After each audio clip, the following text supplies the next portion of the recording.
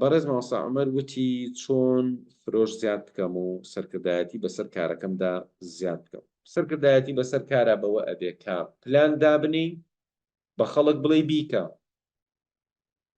و ئەبێ هانیبەی بیکات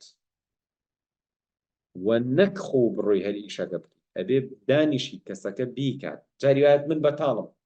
کارمەندێکم هەیە ئیشێکی پێسپێرم خۆ بەتوانم بیکەم بەس نایکەم ئەڵێم با ئەو بیکات دەیەڵم با فێر بێت با فێر بێ ئەو فێر ببێت جارەکانی کە نەجاتمانە بێت ئەو فێر نەبێ بێت جارەکانی کەش خۆم دێمەوە ئیشەکە بکەم. لەبەرەوەم ئەبێ بزانی چۆن پلاندانی ئیشەی بە مل خەڵکە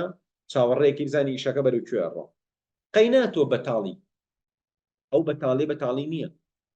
تۆ وەستاوی ئەو فێر ببێت کەواتە ئیش بە بەسەر خەڵکا بۆی توانای سەرکردایەتیت باش بێ بڕیار دەرکە بەرەبەر لە بڕیاری بچووکەوە دەست پێ بکە. چۆن فرۆش زیاد بکەم؟ فرۆش باشترین ڕێگا فرۆش بەوە زیادەکەی کە کڕیارەکانت لە خۆت ڕازی بکەیت و کڕیارەکانت ڕکلامت بۆ بکەن. ئەمە ئێستاکە لێکۆڵینەوەی زۆری لەسەرە ڕێگایەکی زۆر تەبیعیە بۆ سەرکەوتن ئەتوانی ئەو ڕێگایە بگریتە بەر و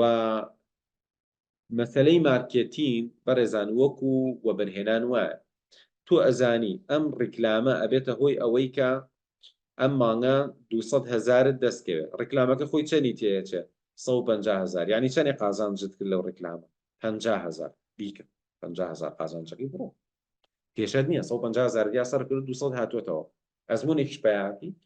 و فێری ئەوە بیکە چۆن ڕیکلامەکە بکەی چۆن فرۆشەکەت بەرزکەیتەوە. اینجا دوای ئەوە مەهاراتی قەناعەت پێکردن بە کڕیارەکان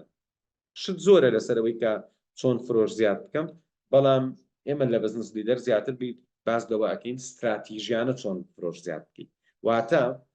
ئێستا نا تەنها ئەمڕۆ لە دوکانەکە نا ساڵێکی تر چۆن دووەنە بفرۆشی لە ڕۆژێک